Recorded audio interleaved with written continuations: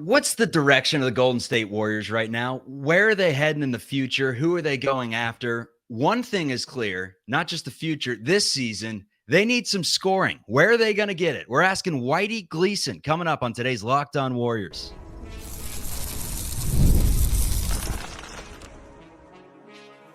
You are Locked On Warriors, your daily Golden State Warriors podcast. Part of the Locked On Podcast Network, your team every day. What is the good word, everyone? Thank you for making Locked On Warriors your first listen of every day. We are free and available wherever you get your audio podcasts, and you can stream us on YouTube. The best way to help out the show and say thank you is to give it a thumbs up, subscribe wherever you're listening right now, and take the video portion to the audio so you can have us wherever, whenever. Today's episode is brought to you by FanDuel. Now through September 22nd, all FanDuel customers can bet $5 and get a 3-week free trial of NFL Sunday Ticket from YouTube and YouTube TV. Visit FanDuel.com/lockedon to get started. Today's guest, we welcome him in. Whitey Gleason was a co-host of mine on 95.7 The Game. See if we can get this technology going and bring him in. He's been waiting a little bit. Oh, he's reading a book. He's educating himself. How are you, Whitey? Good. It's great to see you. Thanks for having me on. You just got me. I tend to spend my spare time checking out the NBA official media guide from 75-76. So, with Rick Barry on the front. So, yeah, just catching up a little bit. Great to catch up with you. I read it in a book. Whitey Gleason, Drive Guys, host on Sacktown Sports. You can catch him from 2 to 6. Also, the Old Fashioned 3 podcast host, but was a co-host of mine on 95.7 The Game. We would oftentimes fill in for Bonte and Shasky on the morning roast. I remember actually the first time that I met you, my man, we got to the studio at about, 6 a.m. I had done TV the night before at CBS till about midnight. Got there at 6 a.m. with a Bang Energy in hand, ready to go, probably 40 minutes before our show. I had never met you before. We had 4 hours of radio to do, and we just hopped in the studio. We were ready for the battle, and we went all 4 hours with limited topics to talk about during the holiday season. So it's great to have you on, my man. The rundown for today. Where do the Warriors find their scoring this upcoming season? Who will they target next? What are Whitey's thoughts on a Moses Moody extension? And a tribute to the great Al Adles, who passed away yesterday at 87. But it's good to see you, my man. Really, I mean, one of my favorite hosts in Northern California. And I'm not just saying that because you're sitting here with me right now. That's nice. Now, I have to ask you, the story you just told, you kind of glossed over the key part. You didn't say whether that was a good memory or not. You say, I went in there and I never met this guy, and then we did a show together. So is it a good memory, or kind of? Why do you think you're on the show right now, Whitey? It's because I love you. It was a great memory. We had fantastic takes together. We got to cover Carlos Correa, going to the Giants and then not going to the Giants and everything that was involved in that. That was fun. And we also got to, cover the rise of Brock Purdy together. One of us was very high on Brock Purdy and said he's a star in the making in training camp. And you said, and the other person, aka you, said you're an absolute idiot. But let's get into the Golden State Warriors, man. Let's talk about it. Your initial thoughts with this upcoming season. I think the consensus right now is they could be pretty decent. They could be solid, but they're probably not going to be great. Is that how you're feeling? Yeah, obviously they cast the line and they were looking for a big fish, hoping to land a big fish, and they didn't get Paul George. That didn't work out, and they didn't get Lauri Markkanen. Everyone knows that, but my point is clearly their ambitions were high, and so now they end up with DeAnthony Melton, who I like a lot, really like him a lot, but he's coming off of back issues, so we'll see. Buddy Hield, I saw Buddy Hield a lot in Sacramento. Buddy Hield is a phenomenal shooter. I mean, he's an elite shooter. As for the rest of his game, Buddy Hield is an elite shooter. So, we'll see. And then Kyle Anderson is just a solid player. So you look at those and you add them to what the Warriors already have, and it looks like, wow, that could be pretty good. But given that the Warriors felt they needed something a little more, I have to feel like they're still looking for the big fish, or at least a bigger fish than the ones they landed. I know Mark Spears was suggesting, what about Zach LaVine? There's still some options out there, but are any of them going to bring them what they were hoping to get from Markkanen or Paul George? They're kind of walking a tightrope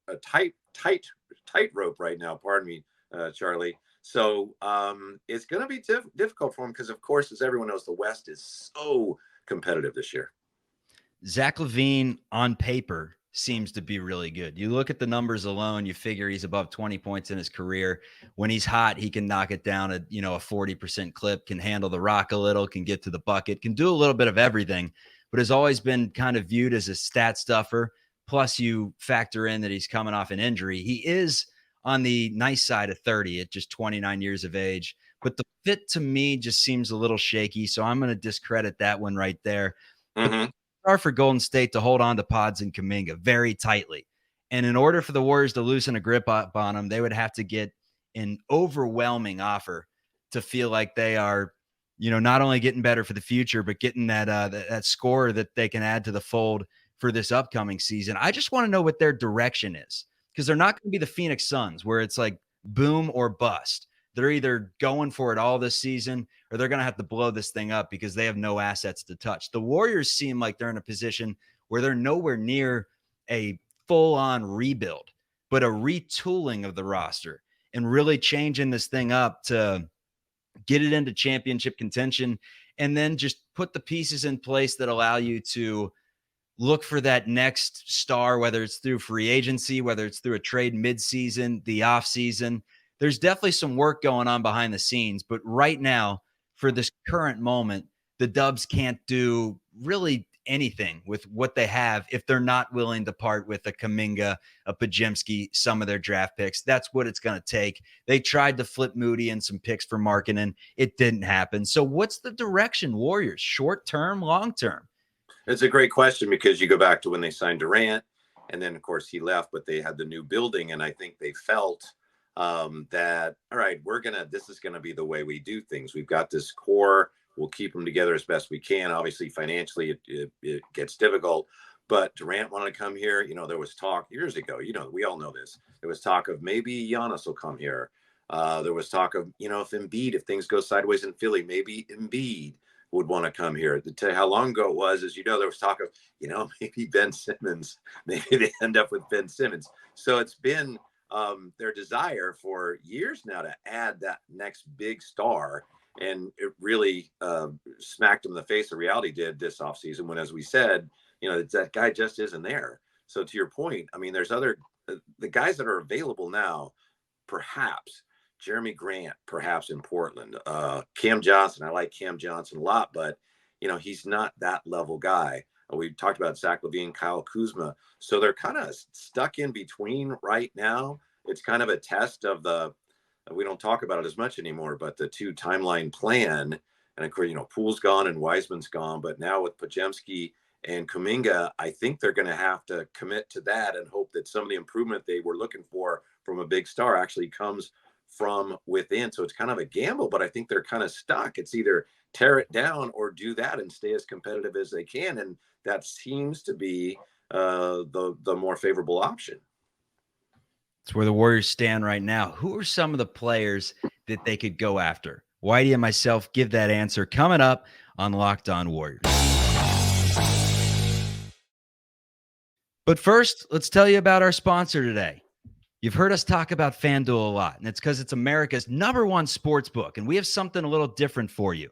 Now through September 22nd, write this down, Whitey. Put it in the calendar. All FanDuel customers can bet just $5. And I'll give you a lock in a second to put that $5 on.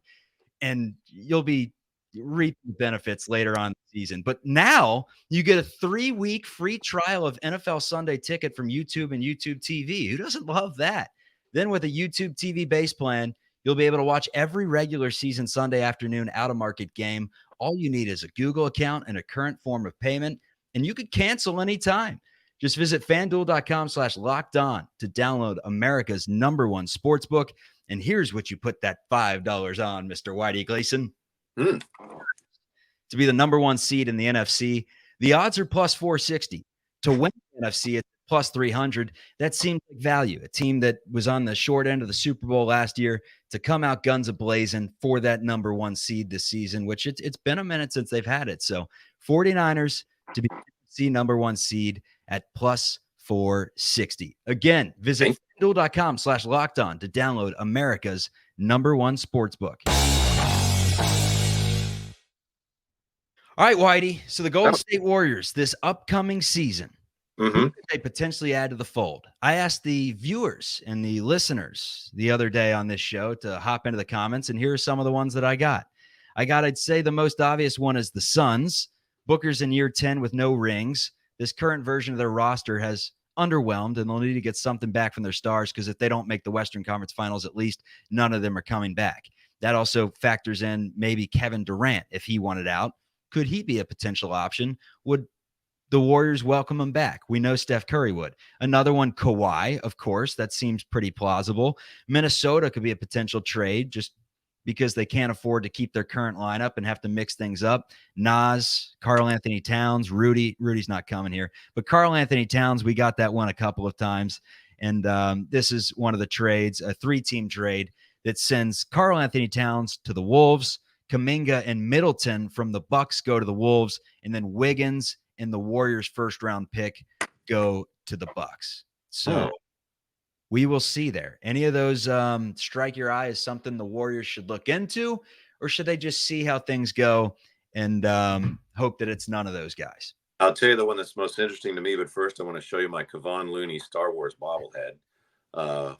Warriors gave these away during the pandemic year, so those are pretty rare. Wait, during the pandemic year, the year where it was like 25%, or the year where literally they were bringing in people on the digital screen? The year where there was an original pandemic year where they went 15 and 50. Oh, yeah. Like, season's over. Okay. I thought you meant the year where there was no one there, and I was like, they're giving away Looney bobbleheads to the digital to the digital humans. God, we're advanced. How are they doing it? It's like the Willy Wonka scene where he's putting the chocolate through the TV. I mean, good stuff.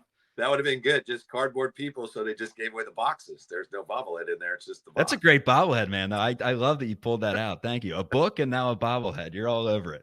What were we talking about? I know Karl Anthony-Towns, Minnesota with an ownership change coming at some point, presumably the new ownership, A-Rod and his buddy, they've indicated that they're going to, probably want to cut salary. So a lot of people have thought, all right, if somebody has to go there, it might be Karl Anthony-Towns. I mean, we're not there yet. Again, it reminds me of years ago when people would look at the Warriors and say, well, maybe if something happens in Philly and Embiid's available, maybe he's the guy. Karl Anthony-Towns, of the ones you mentioned, is maybe not likely, but the most likely. I think he'd be a good fit. The way he shoots the ball and helps him spread the floor, he's a good fit that way. So if I had to bet on one of those guys, and then I just don't see Booker going in. The Suns look like they are just, Matt Ishbia is like doubling down on, we're not trading any of these guys. We're going to make this work. I don't think that it will work ultimately, but he doesn't seem anywhere near a point where he wants to get rid of those guys. So they're riding it until the wheels fall off. They're riding it until the wheels fall off. Yes. And they're going to fall off too. Although Tyus Jones was a great pickup for them. I think that was well done by the Suns because, hey, you really did need a point guard. Now they have one.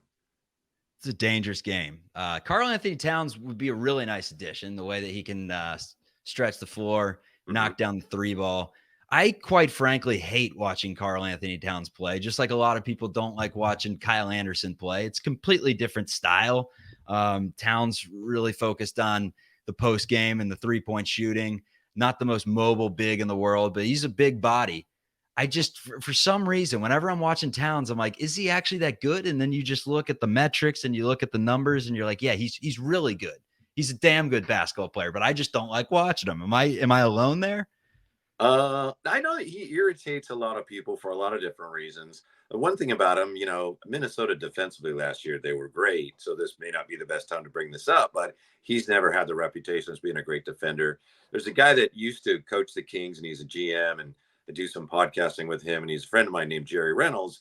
And when Minnesota first got Gobert, I asked Jerry Reynolds, who's, he scouted and he's actually made, trades. We all talk about, I would do this, and he's done that. So I asked him, well, wait a minute, they have Gobert. Who is Karl Anthony-Towns going to guard now? And he said, he's going to guard the same person he always guarded, nobody. So, there are some defensive issues with Karl Anthony-Towns. Again, though, it's like, beggars can't be choosers. Where the Warriors are right now, you're going to have to accept, if you're in the running for one of these big stars, you're probably going to have to accept a few flaws, Charlie. I'm sorry. Yeah, in the words of that great Coastal Carolina coach that I'm sure is coaching Pee Wee right now because he has not shown face in a while. We don't need no cats. We don't need no meows. You need to be more like a dog. Warriors need dogs, everyone. They need more dogs. It's as simple as that. Could Moses Moody be a dog? 22 years old. I think most likely way that he really bursts onto the scene this season is that he becomes a sharpshooter, a microwave, someone with some size that can get off his shot at a 39, 40% clip from deep. It's been 36% in all 3 of his years, was 38% post All-Star break last year. He's a polarizing figure in the Warriors fan base right now, specifically because it seems like everyone's on the page of this guy needs to play more. And yet, even after he was, a mainstay in the Warriors lineup in their 2022 Western Conference Finals run against the Dallas Mavericks, Steve Kerr basically said, look, he's a rookie and he's playing because we have full faith in Moses that he's going to make the smart play, that he's going to be steady in this moment. It's not going to be too big for him. And boy, it seems like that's changed. Out of all the young guys, he seems like he gets the most DNPs, no doubt about it. Your thoughts on Moody as an overall player and a member that is looking for an extension, looking for maybe $13 million? I always felt when they first got him, and then they sent him to Santa Cruz for a while, and I felt that Moses Moody, what it boiled down to for him was he's going to have to make shots. If he made shots, I thought he's going to stick and have a long career and play a lot. And you mentioned the numbers last year. He showed flashes of that. But there's something there that we're not seeing that's keeping Steve Kerr from playing him more. I don't know what it is. There was a game up here in Sacramento last year in November. I think it was the game where Malik Monk makes a crazy shot at the end, and it was a game where the Kings ended up knocking the Warriors out of the play-in for what that was worth.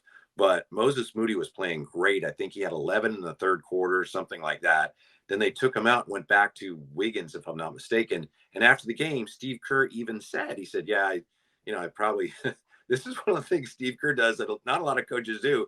If he makes a mistake, he'll fess up to it, which I think doesn't serve him well because people go, see, he doesn't know what he's doing. But he mentioned, I probably should have stayed with Moses there. I know that, I was on 95.7 The Game, the station where you and I were during the draft that year. And we talked to some people that knew him in college, and they said he's a good team defender, not really laterally quick. And this is when he was coming into the NBA. So as I look at him and try to figure out where are the flaws, because there's so much upside, I think maybe that he's a good team defender, but he just struggles, not because it's not because he doesn't try, but I think his quickness on defense is an issue. And then if he can make shots, but of course it's hard to make shots when you're not playing more. I'm a little bit of a loss with him because there's something about him that Steve Kerr doesn't like. But if it were up to me, I would extend him because I think there's a lot of promise there, and I think he's a smart player and a tough player. I think he's smart. And I remember when I was doing some shows for CBS, some of the sources inside very close to the scene that helped me get Moses Moody, that reveals the sources that helped me get Moses Moody on our show. They were like, you're going to love this guy. Like, he's awesome. Everyone within the Warriors organization just loves his character, thinks he's so hardworking. He's poised beyond his years with media relations and everything that goes into the game. So there's no, you're right. There's no character flaws with Moses Moody. It may come down to just they don't see the raw talent that a Kuminga has, or that an Andrew Wiggins has, or that some of the players that they have just have going for them. He may not have that. So that's just kind of where I stand with Moses Moody. When we return, we're talking about Al Adles. Whitey Gleason saw a lot of Al Adles on the sidelines. I'm not going to age you here, Whitey, and say how much he saw of him playing back in the days. But we've all seen highlights of Al Adles as Whitey has a laugh at that. But we're talking about that coming up on Locked On Warriors, a little tribute. And then I got to ask you for at least 90 seconds how the Sacramento Kings are looking this year now that you've kind of transitioned over to the dark side. Get the Kevon Looney bobblehead back out, my man. This show is sponsored by Betterhelp. Let me tell you what, Whitey, life is just busy. You think that you have time to do things, and next thing you know, you're slammed. You have chores to do. You have work. You haven't gotten any sleep. You have a podcast to go on. You can't get the audio working. And it's just things happen, but there are some things in life that are non-negotiable. And one of those things is Therapy Day. You can never skip it. If you've benefited from therapy, definitely try BetterHelp. It's entirely online, designed to be convenient, flexible, and suited to your schedule. You just fill out a brief questionnaire to get matched with a licensed therapist, and you can switch therapists anytime for no additional charge. Never skip Therapy Day with BetterHelp. Visit betterhelp.com/lockedonnba today to get 10% off your first month. That's BetterHelp, HELP.com/lockedonnba. All right, Whitey, let's remember the great Al Adles. And I said yesterday on the show that heroes are remembered, but legends never die. It's a quote from The Sandlot, and it's so true in this given situation. Like the legend of Al Adles will live on forever. The stories, the teams he was a part of, the way that he affected the Oakland community in a positive light. 87 years old, passed away on Tuesday. Passed away as the all-time winningest coach in Warriors history, although Steve Kerr, with about 40 wins this season, 38 to be exact, would take over that mark. But just a great story. Played with Wilt Chamberlain, played on the Philadelphia Warriors, coached the San Francisco Warriors, was a GM and ambassador for the Golden State Warriors. 60 years, 6 decades he spent with this franchise, making him the ultimate Warrior. Your thoughts when you hear of his passing and what he meant to the Bay Area as a whole and the game of basketball? One of the first things I thought of is the fact that Al Adles, his nickname, the Destroyer, real tough guy, but one of the nicest guys. I don't pretend to have known him, but I got to talk to him, do interviews with him. He's very gracious with his time a number of times. And, he's fun to talk to, fun guy. Like I say, a real tough guy, but had nothing to prove. And so he's a very friendly guy. I thought it was interesting. If I'm not mistaken, he passed away on Tuesday, and then Wednesday happened to be the anniversary of Wilt Chamberlain's birthday. And, they were kind of linked. Al Adles used to joke, and he got a kick out of telling the story of how he and Wilt Chamberlain combined for 117 points one game, because in Wilt's 100-point game, Al Adles chipped in 17. Legendary coach. On 8 of 8 shooting. The Al Adles heat check night. It will never be remembered. I had this earlier, this old media guide, NBA 75-76. And of course, 75 was that Warrior championship year. And I was 14 or whatever at the time. It was one of the most amazing things I've ever seen in sports. Just that the Warriors got to the finals was incredible. And then to beat the Washington Bullets that had, Unseld and Phil Chenier and Elvin Hayes, it was one of the most surprising results I've ever seen in any sport. And Al Adles was a huge part of that. He was a great coach. And one of the things I remember about him, he was one of the first coaches, as I recall, he would play more than 8 guys. He'd play, like 10 guys. It's more common now, but he was one of the first guys. He got a lot out of his bench. He's a very progressive coach in that regard. Beloved, a legendary coach, and Bay Area legend. And I'm glad, the Warriors treated him right, because he was there a long time. And everybody, the organization, Al Adles, everybody was a winner on that deal. Yeah, Monty Poole was the one that said back in the day when the pre-Steph Curry years, when they needed just a franchise overhaul, essentially, just John Taffer coming in, shut it down. Al Adles was the one that they all said he's an untouchable. You can't get rid of him from around this franchise. And it's the Vin Scully effect. And there aren't many other names that I even bring up that, Bill Russell was that way with the Celtics, it seemed like, where you just are enriched in that community for essentially your entire life. I mean, 60 of his 87 years on this planet was attached to the Golden State Warriors, and will still be attached to the Golden State Warriors for the rest of time. What do you remember about that 75 series against the Bullets, where he went after Reardon, where he ran on the floor and stood up for his guy? Yeah, it's an incredible memory. And just that was Al Adles. And some of that as a coach, knowing that I'm the coach, I have to do this. But with Al Adles, it was genuine. And we saw a glimpse there when he went after Reardon. They were, Washington was desperate. They were supposed to win that series. And they realized, wow, we got our hands full. And obviously one of their strategies was, number 24 there, Rick Barry. That's the guy that makes them go. So if we can get him out of the game one way or the other, That's like our only chance. So Al Adles recognized that and defending his guy, and it was key to helping them win that championship. Which again, I can't stress this enough. The Warriors winning in '75 was like, how in the world did that happen? Because they hadn't won. Next year they're actually better, and they came up short in the playoffs. But it was absolutely stunning. It was truly a great moment in Bay Area sports history. We have a couple things in common. One is that no one knows what the hell our names are. Chuck, Charlie, like my actual name, Whitey, is Charles, but no one is calling me Charles except for my government ID, which gets me into trouble on flights sometimes when they're like, wrong name, buddy. You can't do this. I plead the fifth. Whitey, though, Kevin Michael Whitey Gleason is what he introduced himself to me for the first time on the air. He's like, welcome back to 95.7 The Game. I'm Kevin Michael Whitey Gleason. I'm like, what the Whitey.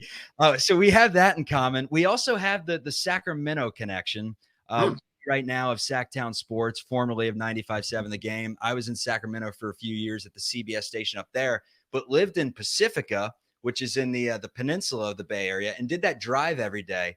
I don't know how you do it, man. I mean, Vacaville, sometimes I'd be stuck there for 2.5 hours. A 90-minute drive would turn into 4. I could never time things going up there, man. But what are the vibes like up in Sacktown with the Kings? Very exciting. Very, very, very excited now. DeMar DeRozan just has transformed the attitudes, because going back 2 years ago, when the Warriors beat the Kings in the first round, it was like a magical year. The Kings broke the playoff drought, and they had Light the Beam, and everyone loved it. And they came out of nowhere to finish third in the West. It was a remarkable year. So after that, it was disappointing for Kings fans to see them lose to the Warriors. But then last year was going to be, all right, here we go. We're on the upswing. And last year, of course, they didn't even make it out of the play-in. And it was just kind of a slog. The whole year was like, this just doesn't feel like the year before.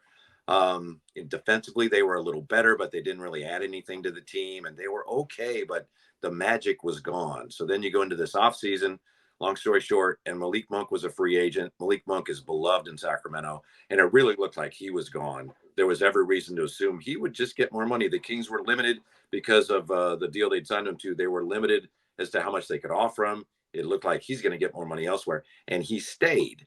And not a lot of players over the years, there have been some, but not a lot have stayed, have wanted to be here. So that was a great start for Kings fans. Like, wow, that's a nice surprise. Mike Brown, they kept Mike Brown, who's the Kings have had a lot of coaches in recent years who never coached in the NBA again for anyone else. So that tells you what kind of coaches maybe they were for the Kings. Mike Brown's a great coach, as Warrior fans know all too well. And then he stays, and then out of nowhere, the Kings fans were talking about a lot of the guys we were just touching on earlier. Like, well, you got Jeremy Grant out there, Zach LaVine, Kyle Kuzma. Looked like something would happen maybe on draft night. Nothing happened. And then out of nowhere, DeMar DeRozan end up with DeMar DeRozan. How did that happen? They didn't really have to give up any essential pieces. So it's going to be interesting to see how it works, because they're still pretty small.